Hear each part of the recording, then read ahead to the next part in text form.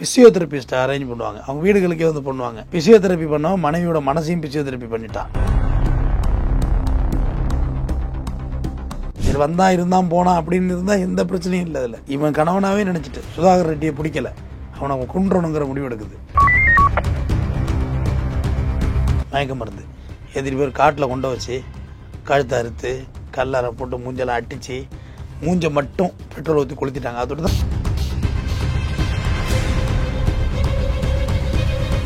எனக்கு என்ன தெரியுமா, இந்த பொம்பளை இவ்வளோ சைக்கோவாக இறங்கிட்டு ஆனால் ஒரு கள்ளா காதலுக்காண்டி மூஞ்சில் திராகம் ஊற்றே ஒருத்தன் ஒத்துக்கிட்டு இருக்கான் பாருங்க. எனக்கு அவனை நினச்சா தான் பயமாக இருக்கு. எல்லாமே சின்ன சின்ன சாக்ரிஃபைஷனில் வாழ்கிறது தான் அந்த வாழ்க்கை. நான் தான் சொல்கிறேன், அவனை பிடிக்கலையா சுதாகர் ரெட்டியா, டைவர்ஸ் பண்ணிட்டு போ, அவனை ஏன் கொல்லணும். சுவாதியை டைட் பண்ணி பிடிச்சாங்க, பிடிச்சி சுற்றி வளைச்சா முடிஞ்சு போச்சு.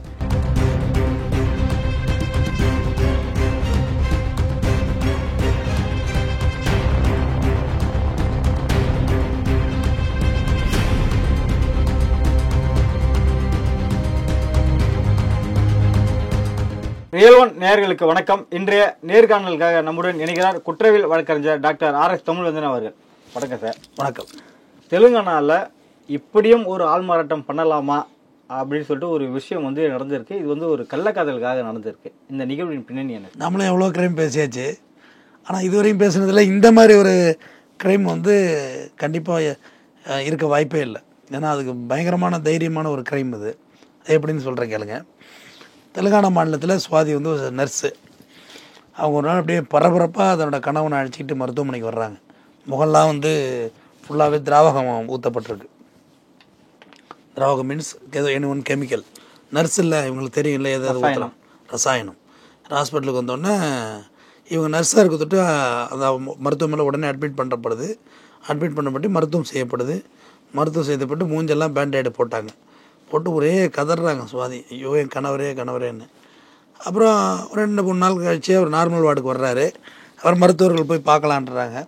போய் பார்க்குறாங்க. எல்லோரும் பார்த்துட்டு ஆப்பிள் பழம் ஆரஞ்சு பழம் வாங்கி கொடுத்து பார்த்துட்டு வந்துடுறாங்க. அப்புறம் வீட்டுக்கு கூட்டிகிட்டு வந்துடுறாங்க. வீட்டுக்கு கூட்டிட்டு வந்து எல்லாமே நல்லா தான் போயிட்டுருக்கு, நல்லபடியாக போயிட்டுருக்கு. நல்லபடியாக போயிட்டுருக்குள்ள சுதாகர், அவருடைய கணவர் பேர் சுதாகர் ரெட்டி. அந்த அவரோட நடவடிக்கைகள் கொஞ்சம் கொஞ்சம் மாறுதல் தெரியுது. சின்ன சின்ன சேஞ்சஸ், அவரோட சேஞ்சஸ் இருக்குது. ஏன்னா பிறப்பிலேருந்து பார்த்த பிள்ளை அவங்க அம்மாவுக்கும் கூடவே வளர்ந்த அவன் தம்பிக்காரனுக்கும் சில சந்தேகங்கள் வருது. வந்தோடனே அவங்க பேசிக்கிறாங்க. இல்லை அவன் ஹாஸ்பிட்டல்லாம் போயிட்டு வந்ததில் கொஞ்சம் மாறி இருக்கான், அவன் ஒன்றும் இல்லை, அது இயல்பு தான், லாஸ் ஆகிருக்கு. நீங்களே ஒரு 15 நாள் ஃபீவர்லேருந்து வந்தீங்கன்னு வச்சிங்களேன், நீங்கள் பேசுகிற விஷயங்கள்லாம் ஹைப்பத்தட்டிக்கலாக இருக்கும், கொஞ்சம் உளர்ற மாதிரியெல்லாம் இருக்கும். ஸோ அப்படி இருக்கலான்ட்டாங்க. சுதாகருக்கு வந்து ரொம்ப ரொம்ப உயிரானது மட்டன் சூப்பு. அது வந்து அவருக்கு ரொம்ப பிடிச்சது பானம் மட்டன் சூப்பு. அது அவங்க அம்மா கையால் வச்சு பிள்ளைக்கு கொண்டு கொடுக்குறாங்க. தொடமாட்டேன்னு சொல்லி தள்ளி விட்றாப்புல. அப்போ அவங்க அம்மாவுக்கு சந்தேகம் வந்துடுது. ஏன்னா இவனுக்கு இது இல்லை, இதுக்காண்டியில் சண்டை போட்டிருக்கான், ஆனால் இது வேண்டான்னு சொல்கிறானே அப்படின்னு சொல்லிட்டு நேராக இதுக்கு மேலேயும் பொறுக்கிறதுல ஒரு அர்த்தம் இல்லைன்னு சொல்லிட்டு அவங்க தம்பி நேராக போலீஸ் ஸ்டேஷன் போயிடுறாப்புல.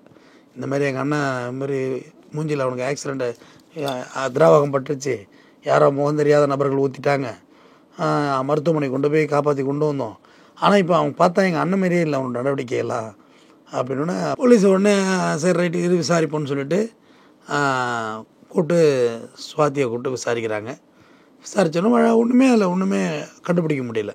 என்ன இருக்குது, கணவர் விபத்து ஆகிட்டாரு, அழைச்சிட்டு வந்திருக்கேன், வைத்தியம் பண்ணிகிட்ருக்கேன், அவ்வளோதான், வேறு ஒன்றும் விஷயம் இல்லை அப்படின்னு. அப்புறம் முழு சந்தேகத்தையும் சுதாகர் மேலே திருப்புறாங்க. அது சுதாகர் ரெட்டி கணவர் மேலே திருப்புறாங்க. திருப்பி கொண்டு வச்சு ஏற்கனவே முகம்லாம் வெந்திருக்கு. அப்புறம் போலீஸுக்கு கேட்குற கேள்வி ஒன்று இப்படி இருக்கும், நொந்து போகிற மாதிரி இருக்கும். கேட்ட கேள்வியில் மேட்ரு முடிஞ்சு போச்சு. அது சுதாகரே கிடையாது, ராஜேஷ்னு சொல்லி பியூர் வெஜிடேரியன் அவன். அதோடு தான் மட்டன் சூப்பை தூக்கி எறிஞ்சிருக்கான் அவன். அது யாருன்னா சுவாதியோட கள்ளக்காதல். கணவர் கிடையாது அது, சுதாகர் ரெட்டி இல்லை, ராஜேஷ்னு புதுசாக ஒரு கேரக்டரை முகத்தை சிதைக்க வச்சு கொண்டு வந்திருக்கு. போலீஸ் அப்பயே கேட்டிருக்கான் தம்பிக்காரன்ட்ட, மூஞ்சில் யாரோ திராவகம் ஊற்றுனா கம்ப்ளைண்ட் கொடுத்துருக்கணும் இல்லைன்னு. ஏன் அப்போ கேஸ் கொடுக்கல? எங்கள் அண்ணி தான் கேட்கணும்னு. அப்போ தான் சுவாதியை டைட் பண்ணி பிடிச்சாங்க. பிடிச்சி சுற்றி வளைச்சா முடிஞ்சு போச்சு. அது சுதாகர் ரெட்டியே கிடையாது, தன்னோட கணவரே கிடையாது. பார்த்தா அது ராஜேஷ்னு ஒரு கேரக்டர். உடனே வழக்குள்ளே போயிடுறாங்க. வழக்குள்ளே போய் முதல்ல வந்து சரி டிஎன்ஏ டெஸ்ட் எடுப்போம் அப்படின்னு பிளான் பண்ணுறாங்க. பட் அங்கே டிஎன்ஏ டெஸ்ட் எடுக்கிறதுல பல சட்ட சிக்கல் இருந்துச்சு. அதையும் சுவாதிக்கு நல்லா தெரிஞ்சிருக்கு, பண்ண முடியாதுன்னு. இப்படியா எல்லாத்தையுமே பேக்கப் பண்ணி வச்சுட்டு அப்புறம் விசாரித்து பார்த்தா தெரியுது சுவாதியும் சுதாகர் ரெட்டியும் நல்லா காதலித்து கல்யாணம் பண்ணி 2 குழந்தைங்களோட ரொம்ப அன்பாக வாழ்ந்து வந்த ஒரு குடும்பம். நல்லா பணம் சம்பாரித்து போட்டிருக்கான் சுதாகர் ரெட்டி வீட்டுக்கு. அப்போ ஒரு பெரிய கம்பெனியில் ஒரு மேனேஜராக இருக்கக்கூடியவர். ஆமாம், நல்லா வசதி வாய்ப்பாக இருந்திருக்கான். ஆனால் சுவாதிக்கு வந்து இடுப்பு வலி கால் வலி எல்லாம் சொல்லுவாங்கள்ல, அதுக்கு வலிச்சிருக்கு. அவன் மனைவி மேலே அவ்வளோ நேசமாக இருந்திருக்கான். 2 குழந்தைக்கு அப்புறம் வலி வந்திருக்கு. உடனே அந்த பிசியோதெரபிஸ்ட்டை அரேஞ்ச் பண்ணுவாங்க, அவங்க வீடுகளுக்கே வந்து பண்ணுவாங்க. பிசியோதெரப்பி பண்ணவன் மனைவியோட மனசையும் பிசியோதெரப்பி பண்ணிட்டான். இவன் அடிக்கடி வெளியில் சுதாகர் ரெட்டி அடிக்கடி பிஸ்னஸ்க்காக வெளில போகிறது வர்றது, இவன் அடிக்கடி வீட்டுக்கு வர்றது. யாரும் சந்தேகப்பட போகிறது இல்லை. பிசியோதெரபிஸ்ட் வீட்டுக்கு வர்றது யாரும் சந்தேகப்பட போகிறா? ராஜேஷ் வந்திருக்கான். வந்தக்குள்ளே இவங்களுக்குள்ள பாலியல் உறவு ஏற்பட்டுருச்சு, கள்ள உறவு ஏற்பட்டுருச்சு, திருமண தாண்டிய உறவு ஏற்பட்டுருச்சு. ஏற்பட்டு இப்படியே போயிட்டு இருந்திருக்கு. சுவாதி வந்து இந்த மனதளவில் ராஜேஷை வந்து கணவனாகவே நினச்சிட்டாங்க. சரி வந்தான் இருந்தான் போனான் அப்படின்னு இருந்தால் எந்த பிரச்சனையும் இல்லை. அதில் இவன் கணவனாகவே நினச்சிட்டு சுதாகர் ரெட்டியை பிடிக்கல, அவனை கொன்றணுங்கிற முடிவு எடுக்குது. சரி கொண்டுட்டா நம்ம எல்லாம் மாட்டிக்கணுமே அப்படின்னு முடிவு எடுக்கிறாங்க. சரி டைவர்ஸ் பண்ணுவோன்னு முதல்ல ஒரு முடிவு எடுத்துருக்கு. டைவர்ஸ் பண்ணுறது ஸ்ட்ராங்கான ரீசன் வேணுமே, இந்த எந்த ரீசனுமே பத்தாதே. சரி அவனை கொலை பண்ணிடலான்னப்ப சுதாகர் ரெட்டி வீட்டுக்கு வரக்குள்ளே மறைஞ்சிருந்து ராஜேஷ் அடிக்கிறான் இரும்பு ராடால். அடித்தோடனே சுதாகர் ரெட்டிலாம் ஹைட் அண்ட் வெயிட்டான பாடியாக இருந்திருக்கான். ஒண்டிக்கு ஒண்டிலாம் அடிக்க முடியல, தூக்கி தப்சம் பண்ணிட்டான். இருட்டில் விழுந்து ஓடிட்டான் ராஜேஷ். யாருங்க அடித்தது உங்களை? ஐயோ தொழில் ரீதியாக போட்டி அவங்களுக்கு அப்படியே டைவெர்ட் பண்ணியிருக்கா பொண்டாட்டி. சுவாதி நம்பியிருக்கான், பர்ஃபார்மன்ஸ் நம்பியிருக்கான் பொண்டாட்டியை. இதுதான் வேதனை. என்னென்னா இதுதான் அதில் கடைசி வரையும் யார் நம்மளை கொலை பண்ண போகிறாங்கன்னு தெரியாமல் நம்பியிருக்கான். உடனே இன்னும் காயமெல்லாம் பட்டிருக்கு அப்படின்னோடனே சரி சொந்தக்காரவங்கள்ட்ட கேட்டால் கட்டிலேருந்து கீழே விழுந்துட்டேன்னு சொல்லிவிடுங்க, அது வேறு இது ஒரு விசாரணையை வைக்க போகிறாங்கன்னு. எவ்வளோ கிரிமினலாக இருந்திருக்கு பாரு. அது கிரிமினலாக இருந்து யோசனை பண்ணினோன்னே இவனும் அப்பாவியா கீழே விழுந்துட்டான், கட்டிலேருந்து அதை அடிபட்டுருச்சுன்றான்.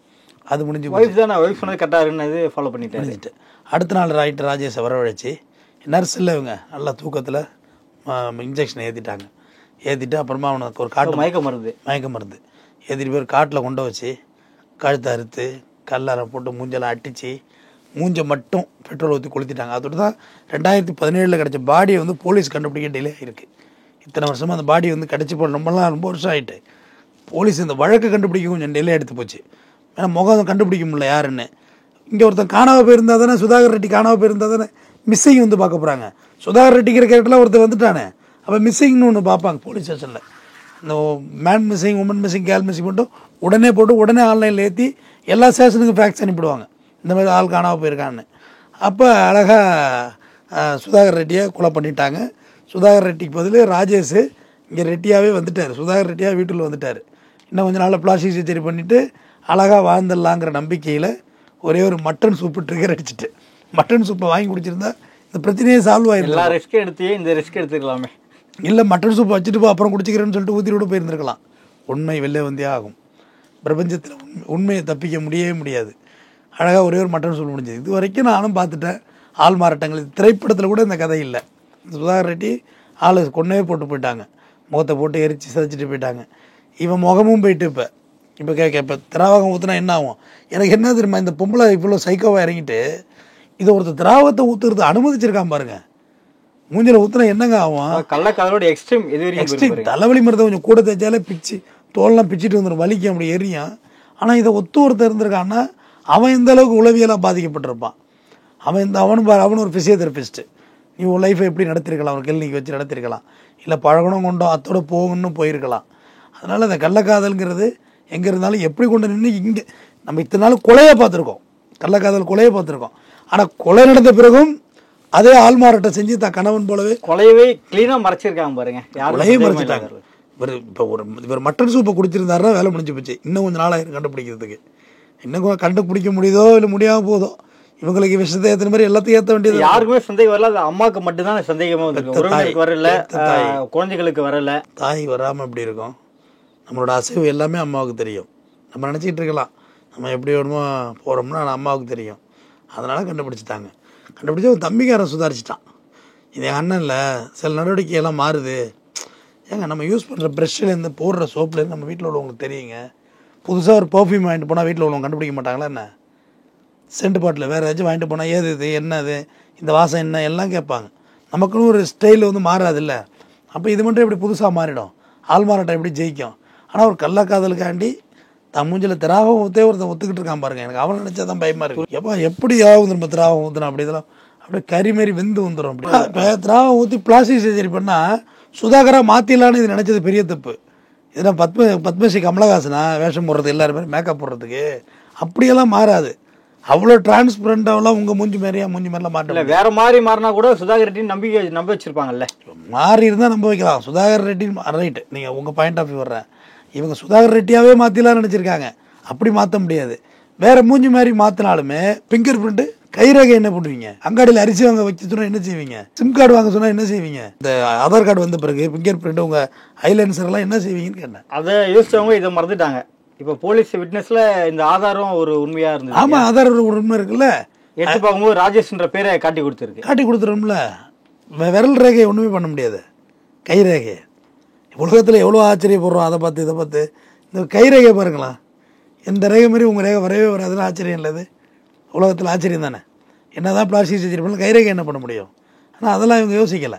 என்ன தான் இவங்க கிரிமினலாக இருந்தாலும் ஒரு நீதிக்கு முன்னாடி இவங்க ஒரு நியாயமாக யோசிக்கணும். கிரிமினல்ஸ் பெருசாக ஜெயிச்சிட முடியாது. நிறையாளரை ரொம்ப நாளைக்கு ஜெயிக்க முடியாது.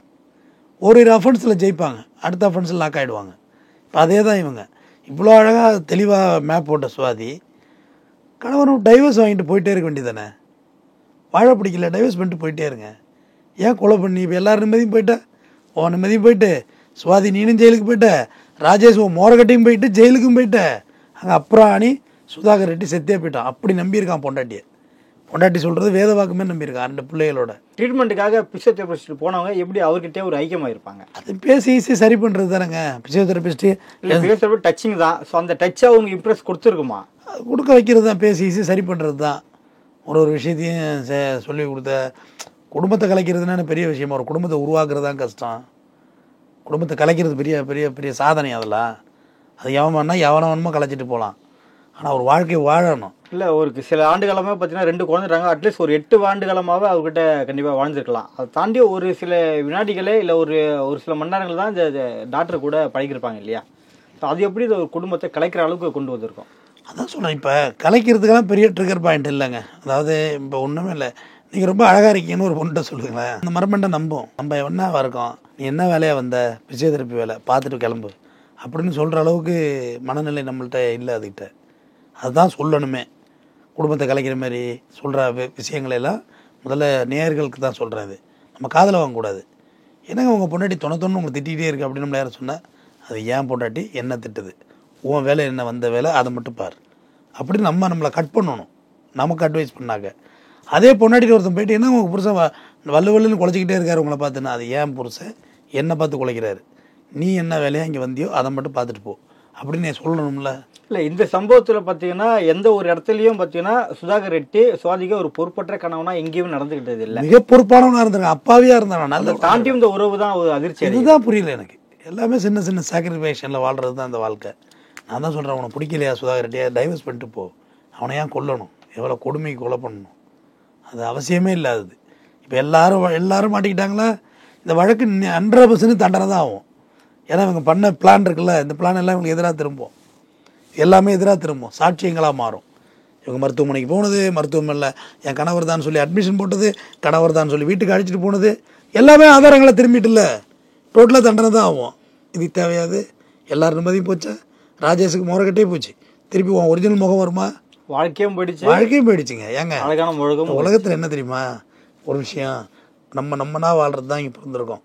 இப்போ நாளைக்கே நான் கமலஹாசன் மாதிரி பிளாஸ்டிக் எல்லாம் பண்ணிவிட்டு என் வயசு ஒத்து வச்சுக்குமே, என் வயசு ஒத்து நடிகர்களை சொல்லுங்கள், யாரை வேணால் வச்சுக்கோங்க, நான் அவங்கள மாதிரி பிளாஸ்டிக் சர்ஜரி பண்ணிவிட்டு போய் வாழ்ந்தா நான் என்னுடைய வாழ்க்கையை வாழ்வேன். நான் தமிழ் வேந்தன்கிற வாழ்க்கையை வாழ்கிறேன்னா கமலஹாசன்கிறவரோட வாழ்க்கையை வாழ்வேன். நான் சொல்லுங்கள், கமலஹாசன்கிறோட வாழ்க்கையை தான் வாழ்வேன். அது எப்படி எனக்கான லேபிளாக அமையும்? இந்த உலகத்தில் நம்ம பிறந்திருக்கிறது எதுக்கு? லேபிளுக்காக. ஹரிகரன் எதுக்கு ஒரு இன்டர்வியூ எடுத்துகிட்டு உட்காந்துருக்கீங்க? சம்பளத்துக்காக வண்டி மட்டும்தானா? லேபிள், அடையாளம். நான் எதுக்காக வண்டி பேசுகிறேன்? அவரை வக்கீல் தொழில் பார்த்து நான் போயிட்டே இருக்கலாமே, எதுக்காக பேசுகிறேன்? அடையாளம், லேபிள், பிராண்ட், நம்மளை பிராண்ட் பண்ணுறது. அப்போ நம்ம இன்னொருத்த மாதிரி பிளாஸ்டிக் சர்ஜரி பண்ணிட்டு போயிட்டால் அவங்க தானே பிராண்டாக இருப்பாங்க. நம்ம கடைசி வரையும் நம்மளாக முடியாது. இல்லை நாசர் ஃபர்ஸ்ட் கிளாஸ் மூவி இந்த கதை. ஆனால் அட்டு ஃப்ளாப் ஆன படம் அது. ரைட்டு, நல்ல விஷயங்கள் இங்கே தோற்று தான் போவோம். அதில் ஒரு ரொம்ப அசிங்கமான மூஞ்சாக இருக்கும். ஒரு இடத்துல வந்து ஒரு கிடைக்கும் மாஸ்க் வச்சு இவர் பெரிய நடிகர் ஆகிடுவார், ஓஹோன்னு புகழாயிடுவார். பட் இவரோட முகத்துக்கான அங்கீகாரம் அங்கே இல்லைங்கிறத உணர்ந்து தூக்கி எறிஞ்சிட்டு இதுதான் முகம்பார். படம் இன்றைக்கி ஞாபகம் இருக்குது, இத்தனை வருஷம் கழிச்சு எனக்கு. நான் இப்போ சொன்ன விளக்கம் புரிஞ்சு போச்சேன். நான் இப்போ லட்சிய சரி பண்ணி இன்னொருத்த மாதிரி ஆனாலும் எனக்கான அடையாளம் இருக்காதே. தமிழ் வேந்தங்கிறவன் இந்த பூமிக்கு எதுக்கு வந்தான்? அவன் அவனோட கடமைகளை செய்தானா? அவனோட பேரோட வாழ்ந்தானா? புகழோட வாழ்ந்தானா? கேள்விக்குறி. அதே தான் இங்கே. நீ என்ன தான் வந்து சுதாகர் ரெட்டியாக போய் வாழ்ந்தாலும் ராஜேஷுங்கிற வாழ்க்கை என்னாச்சு? வாழ முடியாது இல்லை? அந்த அறிவு வேணும் இல்லை? யார் மாரியெல்லாம் இங்கே வாழ்ந்தலாம் ஒன்றும் பண்ண முடியாது. பிரதிகள் ஜெயித்ததா இங்கே வரலாறு இல்லை. ஆனால் அசலை விட போலி அழகானது. ஆனால் பிரதிகள் இங்கே வெற்றி பெறாது, ஒருபோதும் வெற்றி பெறாது.